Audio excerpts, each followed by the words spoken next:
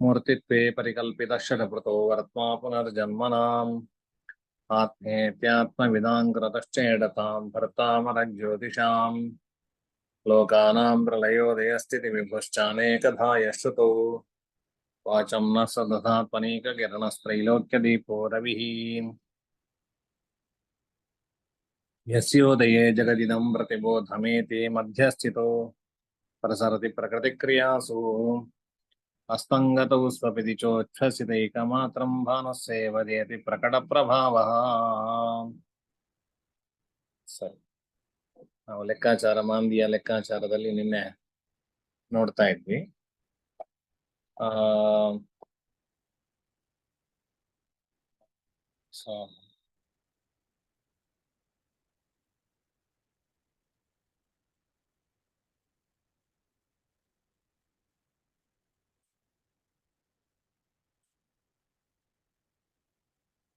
ಸರಿ, ಮಾಂದಿಯ ಲೆಕ್ಕಾಚಾರ ಪ್ರಸ್ತುತ ಉದಾಹರಣೆಯಲ್ಲಿ ಒಂದರ ಮಾಂದಿ ಸಾಧನೆ, ಮಾದರಿ ಜಾತಕ ಒಂದರಲ್ಲಿ ಮಾಂದಿ ಸಾಧನೆ, ಅದರ ವಿವರ ನೋಡ್ತಾ ಹೋಗುವ. ಪ್ರಸ್ತುತ ಉದಾಹರಣೆಯಲ್ಲಿ ಜನ್ಮವಾರ ಸೋಮವಾರ ಅಂತ. ಮಾದರಿ ಜಾತಕದಲ್ಲಿ ಮಗು ಹುಟ್ಟಿರುವಂತದ್ದು ಸೋಮವಾರ, ಹಗಲಿನಲ್ಲಿ ಜನನ ಆಗಿದೆ ಮಗು. ಆಯ್ತಾ? ಸೋಮವಾರ ರಾತ್ರಿ ಆದ್ರೆ ನಮ್ಗೆ ಎಷ್ಟು ಬರ್ತದೆ ಮಾಂದಿಯ ಪ್ರಮಾಣ? ಯಾರಾದ್ರೂ ಹೇಳ್ತೀರಾ? 22. ಅಲ್ಲ, ಸೋಮವಾರ ರಾತ್ರಿ ಆದ್ರೆ 6. ಯಾಕೆ 6? ತೇನ ಅಂತ ಹೇಳಿ ಬರುತ್ತೆ. ತೇನ. ಹಾ, ಅಂದ್ರೆ ಸೋಮವಾರದಿಂದ ಲೆಕ್ಕ ಹಾಕ್ಬೇಕು. ಸೋಮವಾರದಿಂದ 5ನೇ ದಿನ ಶುಕ್ರವಾರ ಆಗಿರೋದು. ಸೋಮವಾರ, ಮಂಗಳವಾರ, ಬುಧವಾರ, ಗುರುವಾರ, ಶುಕ್ರವಾರ 5ನೇ ವಾರ ಅಂತ ಹೇಳಿದ್ರೆ ಶುಕ್ರವಾರ ಆದ್ರಿಂದಾಗಿ ಶುಕ್ರವಾರದ ಪ್ರಮಾಣ 6. ಸರಿ, ಇವತ್ತೀಗ ಹಗಲಿನಲ್ಲಿ, ಈಗ ಮಗು ಹುಟ್ಟಿದ್ದು ಹಗಲಿನಲ್ಲಿ, ಆದ್ರಿಂದಾಗಿ ಆ ಸಮಸ್ಯೆ ಇಲ್ಲ ನಮಗೆ. ಅವತ್ತಿನದ್ದೇ ಪ್ರಮಾಣ, ಮಾಂದಿದೆಯ ಪ್ರಮಾಣ ಎಷ್ಟು? 22 ಅಲ್ವಾ? ಚಂದ್ರೋ ರುದ್ರೋ ಜಯೋ ವಿದ್ಯಾ ನಯಸ್ತೆ ನಖನೀರವೇಹಿ ತ್ರಿಂಶಂ ನಾಡ್ಯ ನಿಗುಳಿಪೋ ದಿನ ಪಂಚಮವನ್ನಿಶಿ. ಅದರಿಂದಾಗಿ ನಮಗೆ ರುದ್ರ ಅಂತ ಹೇಳಿದ್ರೆ 22 ಎಂಬುದಾಗಿ ಅರ್ಥ. ಅದರಿಂದಾಗಿ ಸೋಮವಾರದ ಹಗಲಿನ ಮಾಂದ್ಯತೆಯ ಪ್ರಮಾಣ 22. ಈ ಮಗು ಹುಟ್ಟಿದ ಸಮಯಕ್ಕೆ ಯಾವ ರಾಶಿಯಲ್ಲಿ ಮಾಂದಿ ಉದಯ ಆಗ್ತದೆ ಎಂಬುದನ್ನ ನಾವು ನೋಡ್ಕೋಬೇಕು. ಸಾಮಾನ್ಯ ದಿವಾಮಾನ 30 ಗಳಿಗೆ ಇದ್ರೆ ನಮಗೆ 22. ಆ ದಿವಸ ನಮಗೆ ದಿವಾಮಾನ ಇದ್ದದ್ದು 29 ಗಳಿಗೆಯು 20 ವಿಗಳಿಗೆಯು. ಹಾಗಿದ್ರೆ ಎಷ್ಟು ಮಾಂದಿ ಉದಯ ಪ್ರಮಾಣ ಅಂತ ಹೇಳುವಂಥದ್ದನ್ನು ನಾವು ಕಂಡುಹಿಡಿಯಬೇಕು. ಅದನ್ನ ಕಂಡುಹಿಡಿಯಲಿಕ್ಕೆ ಅಭೀಷ್ಟ ದಿನದ ದಿವ ಅಥವಾ ರಾತ್ರಿಮಾನ. ಈಗ ನಮಗೆ ಬೇಕಾಗಿರುವ ದಿವಾಮಾನ, ರಾತ್ರಿಯಲ್ಲಿ ಹುಟ್ಟಿದ್ರೆ ರಾತ್ರಿಮಾನ ಬೇಕು. ಈಗ ಅಭೀಷ್ಟ ದಿನದ ದಿವಾಮಾನ, ಆ ದಿನದ ಹಗಲಿನ ಮಾಂದ್ಯತೆಯ ಪ್ರಮಾಣ.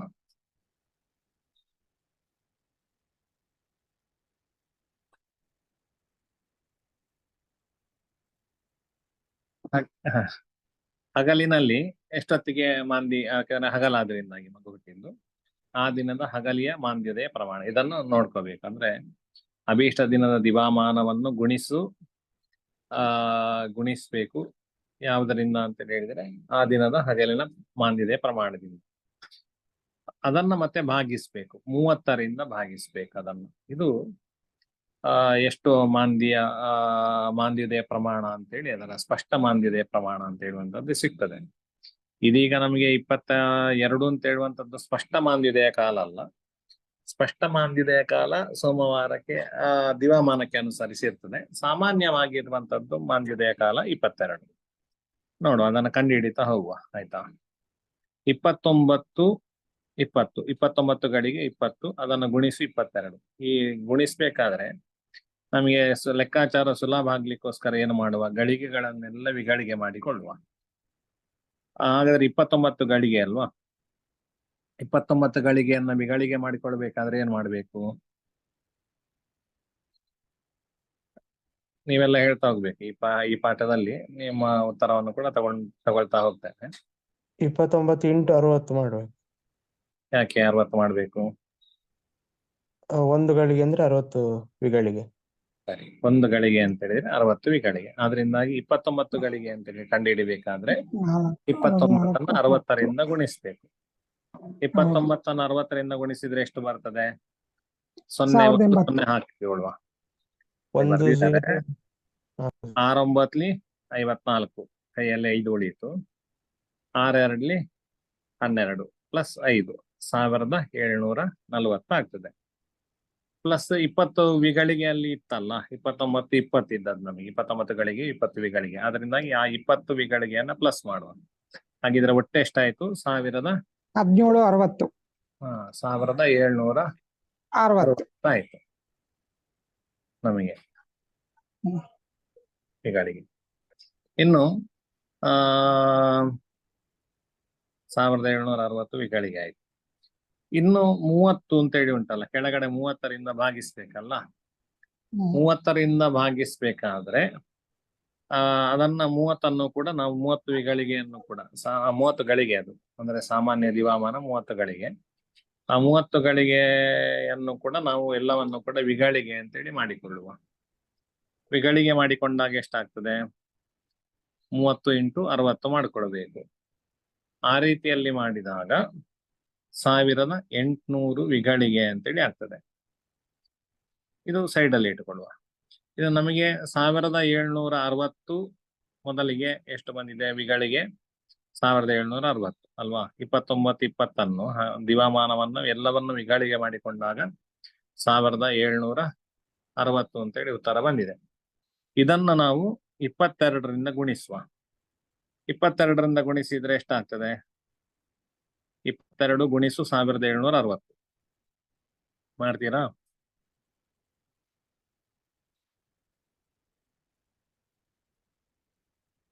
ಎರಡು 0 0, 2 6 12 ಕೈಯಲ್ಲಿ 1 ಉಳಿಯಿತು. 2 7 14 ಪ್ಲಸ್ ಈ ಕಡೆದೊಂದು 5 ಆಯ್ತು. ಮತ್ತೆ 2 1 2 ಪ್ಲಸ್ 3560. ಅದನ್ನು ಪುನಃ ಕೆಳಗಡೆ 1 ಬಿಟ್ಟು 3560 ಬರೆದ್ರೆ ಒಟ್ಟು ಅದನ್ನು ಲೆಕ್ಕಾಚಾರ ಮಾಡಿದ್ರೆ 38,720 ಅಂತೇಳಿ ಉತ್ತರ ಬರ್ತದೆ. ಬಂದಿದೆಯಾ ನಿಮಗೆಲ್ರಿಗೂ?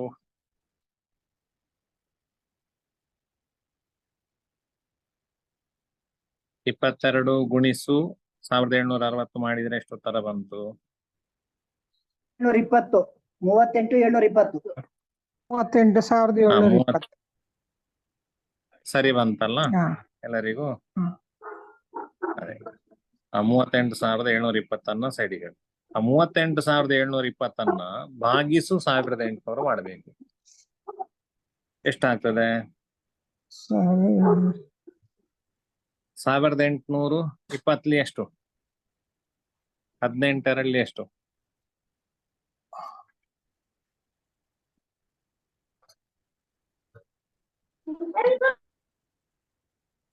ಹದಿನೆಂಟರಲ್ಲಿ ಎಷ್ಟು? 36,000 ಆಗುತ್ತೆ. ಅದು 36,000. 18,800 20 ಸಲ ನಾವು ತೆಗೆದ್ರೆ 36,000 ಆಗ್ತದೆ. ಮತ್ತೆ ಎಷ್ಟು ಉಳಿತು? 2,720 ಉಳಿಯಿತು ಅಲ್ವಾ? ಹೌದು. ಅದು ಮತ್ತೆ 1800ರಲ್ಲಿ ಎಷ್ಟು ಸಲ ಹೋಗ್ತದೆ? 2,720. ಒಂದೇ ಸಲ 20.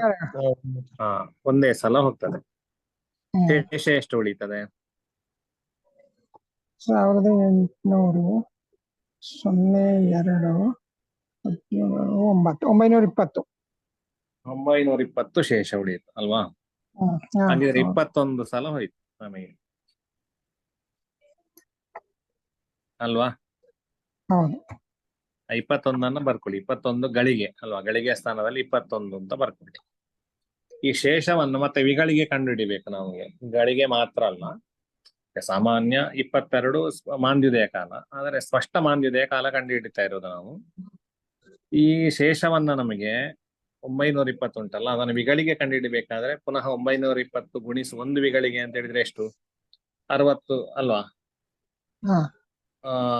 1 ಗಳಿಗೆ ಅಂತ 60 ವಿಗಳಿಗೆ ಅಲ್ವಾ? ಅದರಿಂದಾಗಿ ಈ ಶೇಷಕ್ಕೆ 60ರಿಂದ ಗುಣಿಸ್ಬೇಕು. 60ರಿಂದ ಗುಣಿಸಿದಾಗ 920 ಗುಣಿಸು 60 ಮಾಡಿದಾಗ ಎಷ್ಟಾಯ್ತು? 6 0 0 ಇಲ್ಲಿ 2 0 ಹಾಕೊಳ್ಳಿ. ಆಮೇಲೆ 6 2 12. ಅದೇ ಕೈಯಲ್ಲಿ 1 6 54 ಪ್ಲಸ್ 1 55,200 55,200 ಇದನ್ನು ಪುನಃ 1800ರಿಂದ ಭಾಗಿಸ್ಬೇಕು. ಎಷ್ಟಾಗ್ತದೆ? 1800 3 54,000. 18 3 54 ಅಲ್ವಾ? ಅದರಿಂದಾಗಿ 30 ಸಲ ಹೋಗ್ತದೆ. ಮತ್ತೆ ಶೇಷ ಎಷ್ಟು ಉಳಿತದೆ? 1200 ಉಳಿತದೆ. 1200 ಹೋಗ್ತದಾ 1800ರಿಂದ? ಮತ್ತೆ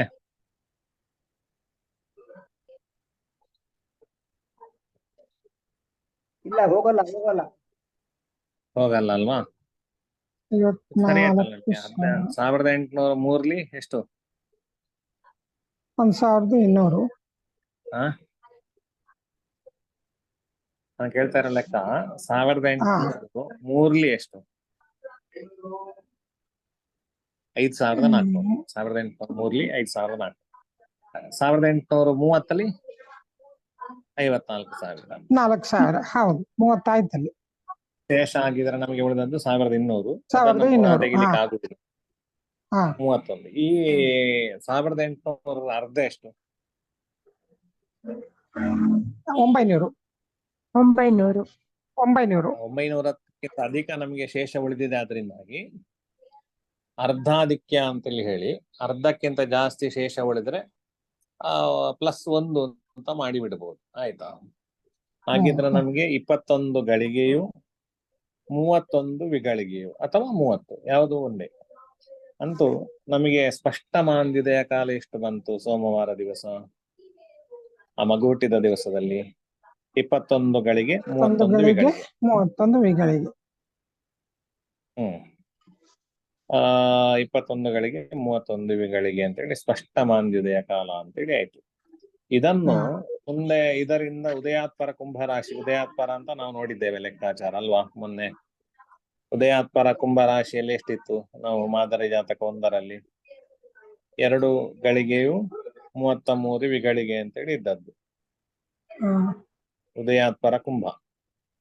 ಈ ಸ್ಪಷ್ಟ ಮಾಂದಿ ಕಾಲದಿಂದಾಗಿ ನಾವು ಹಿಂದೆ ಲಗ್ನವನ್ನು ಲೆಕ್ಕಾಚಾರ ಮಾಡ್ಬೇಕಾದ್ರೆ ಹೇಗೆ ಉದಯಾದಿ ಘಟಿಯನ್ನು ತೆಗಿತಾ ಬಂದು, ಅದೇ ರೀತಿಯಲ್ಲಿ ಇಲ್ಲಿ ತೆಗಿತಾ ಬರಬೇಕು. ಸ್ಪಷ್ಟ ಮಾಂದಿ ಎಷ್ಟು? 21 31. 21 31ರಿಂದ ಉದಯಾತ್ಪರ ಕುಂಭರಾಶಿಯನ್ನು ತೆಗೆಯುವ. 2 33 ತೆಗಿಬೇಕು. ಎಷ್ಟಾಯ್ತು ಉತ್ತರ? 18 58. ಅಲ್ಲಿ ಬರ್ದಿದ್ದಾರೆ ಅಂತ ಸ್ಪಷ್ಟ ಕೂಡ್ಲೆ ಹೇಳಿ ಬಿಡಬಾರದು, ಲೆಕ್ಕಾಚಾರ ಮಾಡಿವಿ. 11 3 31ರಿಂದ 33 ಹೋಗ್ತದಾ? ಇಲ್ಲ, ಈ ಕಡೆಯಿಂದ ಒಂದು ತನ್ನಿ. 60ರಿಂದ 60 ಪ್ಲಸ್ 31 ಎಷ್ಟಾಯ್ತು? 91 ಆಯ್ತು. 91ರಿಂದ 33 ತೆಗೆದ್ರೆ 58 ಆಯ್ತು. ಇಲ್ಲಿ 20 ಆಯ್ತು. 20ರಿಂದ 2 ತೆಗೆದ್ರೆ 18 ಆಯ್ತು ಅಲ್ವಾ? 18 58. 18 58ರಿಂದ 4 9 ತೆಗಿಬೇಕು. 8ರಿಂದ 9 ತೆಗಿಲಿಕ್ಕೆ ಆಗುದಿಲ್ಲ. ಈ ಕಡೆಯಿಂದ 18ರಿಂದ 9 ತೆಗೆದ್ರೆ 9, ಮತ್ತೆ 5ರಿಂದ ಇಲ್ಲಿ 4 ಆಯ್ತು, 49 ಆಯ್ತು. 18ರಿಂದ 4 ತೆಗೆದ್ರೆ 14. ಅರ್ಥಾತ್ ಮೀನರಾಶಿಯ ಪೂರ್ಣ ಪ್ರಮಾಣ ಹೋಯ್ತು ಅಲ್ವಾ? 449. ನೆಕ್ಸ್ಟ್ ಮೇಷರಾಶಿ ಹೋಗ್ತದ ನೋಡುವ. 1449ರಿಂದ ಮೇಷರಾಶಿಯ ಪೂರ್ಣ ಪ್ರಮಾಣ 430. 430 ತೆಗಿಬೇಕಾದ್ರೆ 49ರಿಂದ ತೆಗೆದ್ರೆ 19. 14ರಿಂದ 4 ತೆಗೆದ್ರೆ 10 19 ಆಯ್ತು. 10 19ರಿಂದ ವೃಷಭ ರಾಶಿಯ ಪೂರ್ಣ ಪ್ರಮಾಣ ನಮಗೆ 5 6. 5 6 ತೆಗೆಯುವ. 9 1 19ರಿಂದ 6 ತೆಗೆದ್ರೆ 13 ಅಲ್ವಾ? 10ರಿಂದ 5 ತೆಗೆದ್ರೆ 5. ಎಷ್ಟಾಯ್ತು? 5 13. 5 13 ಶೇಷ ಉಳಿತು. ಮಿಥುನ ರಾಶಿಯ ಪ್ರಮಾಣ ಎಷ್ಟು?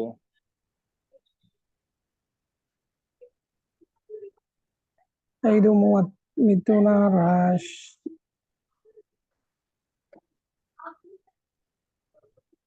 ಎಂತ ಶ್ಲೋಕ ಹೇಳಿ. 5 30. 5 30. 5:30. 5:30. 5:30 ಯಾಕೆ? ನಾಗಸ್ವ ಚಾನೇಶ ನಗಾತ್ಮ ಮಾರಮ. ನಗಾತ್ಮ ಹಾ. ನಗಾತ್ಮ ಅಂತ ಹೇಳಿದ್ರೆ ಎಷ್ಟು? ನಗ ಅಂತ ಹೇಳಿದ್ರೆ ಎಷ್ಟು?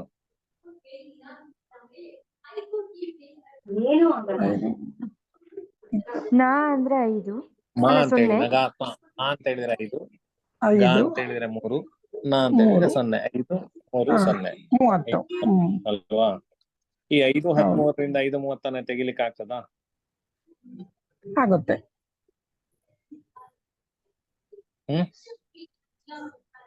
5:30 ರಿಂದ 5:13 ತೆಗಿಬಹುದು. ಹಾ. ಅದ್ರಲ್ಲಿ 7, 5:13 4ರಲ್ಲಿ ಈಗ 513 30. ರೂಪಾಯಿಂದ 530 ರೂಪಾಯಿ ತೆಗಿಲಿಕ್ಕೆ ಆಗ್ತದಾ ನಿಮಗೆ? ಆಗೋದಿಲ್ಲ.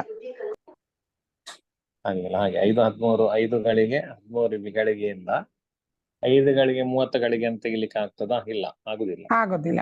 ಅದರಿಂದಾಗಿ ಯಾವುದು ತೆಗಿಲಿಕ್ಕೆ ಆಗುದಿಲ್ವೋ ಆ ರಾಶಿಯಲ್ಲಿ ಮಾಂದಿ ಉದಯಿಸಿದ್ದಾನೆ. ಅರ್ಥಾತ್ ಈಗ ಮಾಂದಿ ಇರುವ ರಾಶಿ ಮಿಥುನ. ಯಾವುದಂತಾಯ್ತು? ಮಿಥುನ ರಾಶಿಯಲ್ಲಿ ಮಾಂದಿ ಮಿಥುನ ಇರುವ ರಾಶಿ. ರಾಶಿ ಆಯ್ತು ಅಲ್ವಾ? ಹಾ. ಸರಿ. ಇನ್ನು ಮಿಥುನ ರಾಶಿಯ ಇನ್ನು ನವಾಂಶಕ ಕಂಡು ಹಿಡಿಯಬೇಕು. ನವಾಂಶಕ ಕಂಡು ಹಿಡಿಯುವುದು ಹೇಗೆ ಅಂತ ಹೇಳಿದ್ರೆ, ಮಿಥುನ ರಾಶಿಯ ಉದಯ ಪ್ರಮಾಣ ಎಷ್ಟುಂಟು ಅದನ್ನ 9 ರಿಂದ ಗುಣಿಸ್ಬೇಕು. 9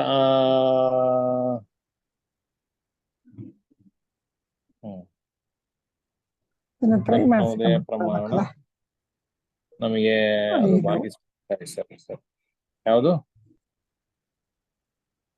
1. 5:30 ಅಂದ್ರೆ ಇದನ್ನು ಗುಣಿಸ್ಕೊಳ್ಬೇಕು. ನಮಗೆ ಅದನ್ನ ಕಂಡುಹಿಡಿಬೇಕು.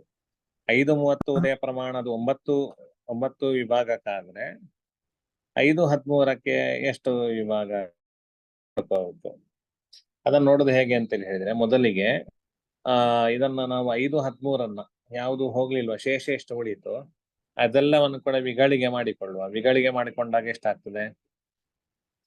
5:13 5 ಗಳಿಗೆ 13 ವಿಗಳಿಗೆನೆಲ್ಲವನ್ನು ವಿಗಳಿಗೆ ಮಾಡಿಕೊಂಡಾಗ ಎಷ್ಟಾಗ್ತದೆ? 313. 60ರಿಂದ 5 ಗುಣಿಸ್ಬೇಕು. 65 300 ಪ್ಲಸ್ ಇಲ್ಲಿ 13 ಉಳಿತಲ್ಲ, ಅದನ್ನು ಸೇರಿಸಿದ್ರೆ 313 ಆಗ್ತದೆ. ಈ 5:30 ಕೂಡ ವಿಗಳಿಗೆ ಮಾಡಿಕೊಳ್ಳುವ. ಪೂರ್ಣ ಪ್ರಮಾಣವನ್ನು ಕೂಡ ಎಷ್ಟಾಗ್ತದೆ? 330. 330 ಆಗ್ತದೆ. ಈ 313 ಗುಣಿಸು 9 ಆ ಉತ್ತರವನ್ನ ಭಾಗಿಸು 330 ಮಾಡಿದಾಗ ನಮಗೆ ಎಷ್ಟನೇ ನವಾಂಶ ಅಂತೇಳಿ ಸಿಕ್ಕಿ ಬಿಡ್ತದೆ. 313 ಗುಣಿಸು 9 ಮಾಡುವ, ಎಷ್ಟು ಉತ್ತರ ಬರ್ತದೆ?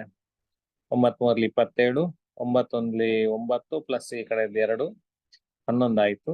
ಕೈಯಲ್ಲಿ 1, 9 3 27 1 28 ಅಂದ್ರೆ 2817 ಅಂತೇಳಿ ಉತ್ತರ ಬರ್ತದೆ ಅಲ್ವಾ? ಎಷ್ಟು ಉತ್ತರ ಬಂತು ನಿಮಗೆ? 2817.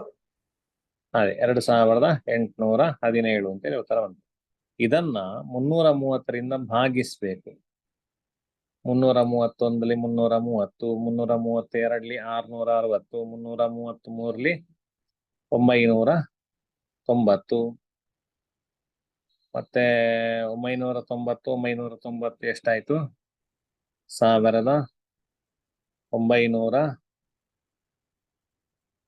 ಎಷ್ಟು? 99 ಎಷ್ಟು? 1980 ಅಲ್ವಾ? 1980 6 ಸಲಕ್ಕೆ ಹೋಗ್ತದೆ. ಪುನಃ ಪ್ಲಸ್ ಮಾಡುವ. 2700 ನಮಗೆ ಎಷ್ಟಕ್ಕೆ ಹೋಗ್ತದೆ? 2700 ಹೋಗ್ತದೆ ಅಲ್ವಾ? 333 ಎಷ್ಟು ಬರ್ತದೆ?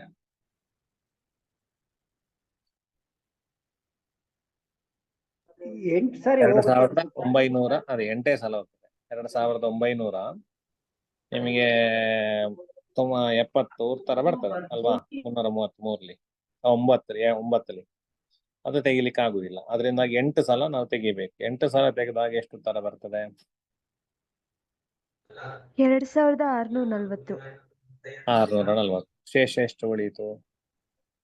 640 640. 171 177 77 ಉಳಿಯದೆ 177. ಹಾ, ಸರಿ. ಅಂತೂ ನಮಗೆ 8 ಹೋಗ್ತದೆ ಅಲ್ವಾ? 8 ಸಲ ಹೋಗ್ತದೆ, 9ನೇ ಸಲ ಹೋಗುದಿಲ್ಲ. ಹಾಗಾದ್ರೆ ಮತ್ತೆ ಅಷ್ಟು ಶೇಷ ಇದೆ, ಅದರಿಂದಾಗಿ ನಮಗೆ 9ನೇ ನವಾಂಶ ಅಂತೇಳಿ ನಾವು ಕಂಡುಹಿಡಿಬೇಕು. ಆಯ್ತಾ? 9ನೇ ನಿಮಿಷ. 8 + 1 ಅದಕ್ಕೆ ಅದು ಮತ್ತೆ ಅಷ್ಟು ಶೇಷ ಉಂಟಲ್ಲ, 9ನೇ ನವಾಂಶದಲ್ಲಿ ಇದ್ದಾನೆ. ಅರ್ಥಾತ್ ಯಾವ ರಾಶಿ ನಿಮಗೆ ಹೋಗ್ಲಿಲ್ಲ? ಮಿಥುನ ರಾಶಿ ಅಲ್ವಾ? ಮಿಥುನ ರಾಶಿಯ 9ನೇ ನವಾಂಶ ಎಲ್ಲಿ ಬರೀತೀರಿ ನೀವು?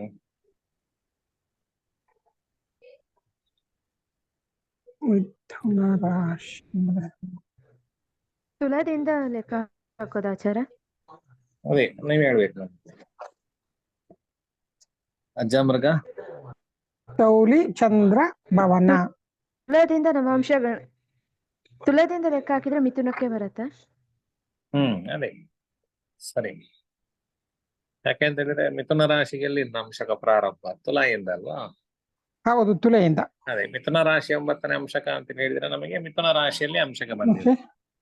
ಹಾ, ಅದು ಯಾವ ನಕ್ಷತ್ರದ ಎಷ್ಟನೇ ಪಾದ ಬರ್ತದೆ? ಈಗ ಮಿಥುನ ರಾಶಿಯಲ್ಲಿ ಆರಂಭವಾಗುವುದು ಯಾವುದು? ಮೊದಲಿಗೆ ಮೃಗಶಿರ ನಕ್ಷತ್ರದ 3ನೇ ಪಾದ ಅಲ್ವಾ? ಆನಂತರ 2ನೇದು ನಮಗೆ ಮೃಗಶಿರ ನಕ್ಷತ್ರದ 4ನೇ ಪಾದ. ಆನಂತರ ನಮಗೆ ಆರ್ದ್ರಾ ನಕ್ಷತ್ರದ 4 ಪಾದಗಳು. ಹಾಗಿದ್ರೆ ಒಟ್ಟು 6ಕ್ಕೆ 6 ನವಾಂಶಗಳಿಗೆ ಆರ್ದ್ರಾ ನಕ್ಷತ್ರ ಹೋಯ್ತು. ಮತ್ತೆ ಉಳಿದದ್ದು ನಮಗೆ 9ನೇದು ಅಂತ ಹೇಳಿದ್ರೆ 3 ಅಲ್ವಾ? ಹಾಗಿದ್ರೆ ಪುನರ್ವಸು ನಕ್ಷತ್ರದ 3ನೇ ಪಾದದಲ್ಲಿ ನಮಗೆ ಮಾಂದಿ ಇದ್ದಾನೆ. ಹಾ, ಸ್ಪಷ್ಟ ಆಯ್ತಲ್ಲ ಇದು? 9.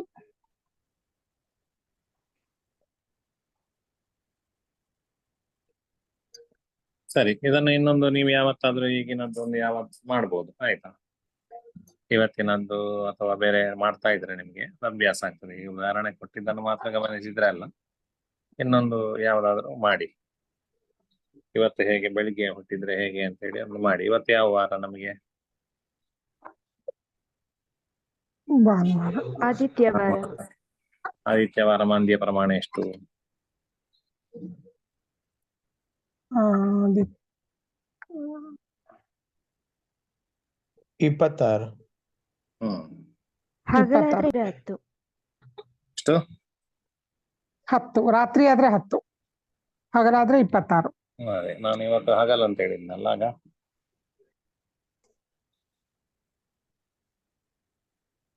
ಹಗಲಾದ್ರೆ 20. 26. ಸರಿ ಸರಿ. 26 ಅಂತ ಇಟ್ಕೊಂಡು ಹಗಲಿನಲ್ಲಿ ಒಂದು 11 ಗಂಟೆಗೆ ಇವತ್ತು ಮಗು ಜನನ ಆಗಿದೆ ಅಂತೇಳಿ ಇಟ್ಕೊಳ್ಬೇಕು. ಸೂರ್ಯೋದಯ ಎಷ್ಟುಂಟು ಇವತ್ತು ನೋಡಿಕೊಂಡು ದಿವಾಮಾನ ಮಾಡಿಕೊಂಡು, ನಂತರ 11 ಗಂಟೆಗೆ ಎಷ್ಟು ಉದಯಾತು ಪರ ಅಂತೇಳಿ ನೋಡಿಕೊಂಡು ಆ ನಂತರ ಈ ಲೆಕ್ಕಾಚಾರವನ್ನು ಮಾಡ್ಬೇಕು ನೀವು. ಆಯ್ತಾ? ಇವತ್ತು ಉದಯಾತ್ ಪರ 11 ಗಂಟೆಗಲ್ಲ, ಇವತ್ತಿನ ಕುಂಭ ಯಾವುದು, ಈಗ ತುಲಾ ರಾಶಿಗೆ ಉದಯಾತ್ ಪರ ಎಷ್ಟು ಅಂತ ನೋಡಿಕೊಂಡು ಮತ್ತೆ ಲೆಕ್ಕಾಚಾರವನ್ನು ಮಾಡ್ಬೇಕಾಗ್ತದೆ. ಅದನ್ನೊಂದು ಮಾಡಿ, ನಾಳೆಗೆ ಅದು ಹೋಮ್ವರ್ಕ್. ಆಯ್ತಾ? ಗುರುಗಳೇ, ಒಂದ್ಸರಿ ಹೇಳಿ, ಇನ್ನೊಮ್ಮೆ ರಿಪೀಟ್ ಮಾಡಿ ಬರ್ಕೊಳ್ತಾನೆ. ಮೊದಲಿಗೆ ಏನು ಮಾಡ್ಬೇಕು ಅಂತ ಹೇಳಿದ್ರೆ, ಭೀಷ್ಟ ದಿನದ ಅಂದ್ರೆ ಇವತ್ತಿನದ್ದು, ಈ ದಿವಸ ಯಾವುದು? ಭಾನುವಾರ. ಭಾನುವಾರ. ಇವತ್ತು ತಾರೀಕು ಎಷ್ಟು? 20ನೇ ತಾರೀಕು. 20. ಈ ದಿವಸದ ದಿವಾಮಾನವನ್ನು, ದಿವಾಮಾನ ಎಷ್ಟು ಅಂತ ನೋಡ್ಕೊಳ್ಬೇಕಾಗ್ತದೆ. ಅದನ್ನ ದಿವಾಮಾನವನ್ನ ನಾವು ಗುಣಿಸು ಮಾಂದ್ಯೋದಯ ಪ್ರಮಾಣ. ಇವತ್ತೆಷ್ಟು ಮಾಂದ್ಯೋದಯ ಪ್ರಮಾಣ? 26 ಅಲ್ವಾ? 26. ಹಗಲಿನಲ್ಲಿ ಮಗು ಹುಟ್ಟಿದ್ದು ಅಂತ ಹೇಳಿ ಇಟ್ಕೊಂಡದ್ದು ನಾನು. ಅದನ್ನ ಮತ್ತೆ 30ರಿಂದ ನಮಗೆ ಭಾಗಿಸ್ಬೇಕು. ಆಯ್ತಾ? ಒಂದು 30ರಿಂದ ಭಾಗಿಸಿದಾಗ ಎಷ್ಟು ಉತ್ತರ ಬರ್ತದೆ ಅಂತ ನೋಡಿಕೊಂಡು ಆ ನಂತರ ಈಗ ಮಾಡಿದ ಲೆಕ್ಕಾಚಾರ ಪ್ರಕಾರದಲ್ಲಿ ಮುಂದುವರಿಸ್ತಾ ಹೋಗುದು. ಶೇಷವನ್ನು ಗಳಿಗೆ ನೋಡಿಕೊಂಡು ಮತ್ತೆ ಇವತ್ತು ನಮಗೆ ಉದಯಾತ್ಪರ ಯಾವ ರಾಶಿ ಅಂತ ನೋಡಿಕೊಂಡು ಹ್ಮ್. ಉದಯಾತ್ ಪರ ನಮಗೆ ಸಾಮಾನ್ಯ ತುಲಾ ರಾಶಿಯೇ ಬರ್ತದೆ. ಅದರ ಉದಯವನ್ನು ತೆಗೆದು ನಂತರ ಎಷ್ಟು ಹೋಗ್ತದೆ ನೋಡಿಕೊಂಡು ಯಾವ ರಾಶಿ ಹೋಗ್ಲಿಲ್ವೋ ಅಲ್ಲಿ ಮಾಂದಿ ಉದಯ ಅಂತೇಳಿ ಇಟ್ಕೊಳ್ಬೇಕು. ಆಯ್ತು. ನಿಮಗೆ ಮಗು ಹುಟ್ಟಿದ ಸಮಯ ಇದಕ್ಕೆ ಮುಖ್ಯ ಅಲ್ಲ, ಹಗಲಿನಲ್ಲಿ ಹುಟ್ಟಿದ್ದೋ ರಾತ್ರಿಯಲ್ಲಿ ಹುಟ್ಟಿದ್ದೋ ಅಂತ ಹೇಳುವಂತದ್ದೇ ಮುಖ್ಯ. ಯಾಕೆ ಅಂತ ಹೇಳಿದ್ರೆ ಹಗಲಿನಲ್ಲಿ ಇಡೀ ಮಾಂದಿ ಎಲ್ಲ ಯಾವ ಹೊತ್ತಿನಲ್ಲಿ ಹುಟ್ಟಿದ್ರು ಅದೇ ರಾಶಿಯಲ್ಲಿ ಇರ್ತಾನೆ. ಹಾಗೆ ಆಯ್ತಲ್ಲ. ಇವತ್ತು ಹಗಲಿನಲ್ಲಿ ಹುಟ್ಟಿದ್ದು ಅಂತ ಹೇಳುವ ಲೆಕ್ಕಾಚಾರದಲ್ಲಿ ಒಂದು ಲೆಕ್ಕಾಚಾರ ಮಾಡಿ ನಾಳೆ. ಸರಿ, ಆಯ್ತು. ಶ್ರೀಕೃಷ್ಣಾರ್ಪಣಮಸ್ತು. ಮೂರ್ತಿತ್ವೇ ಪರಿಕಲ್ಪಿತಃ ಯಚಮೃತೋ ವರ್ತಾ ಪುನರ್ಜನ್ಮನಾಮಾಪ್ನೇತ್ಯಾತ್ಮವಿದಾಂ ಕೃತಶ್ಚೇತತಾಂ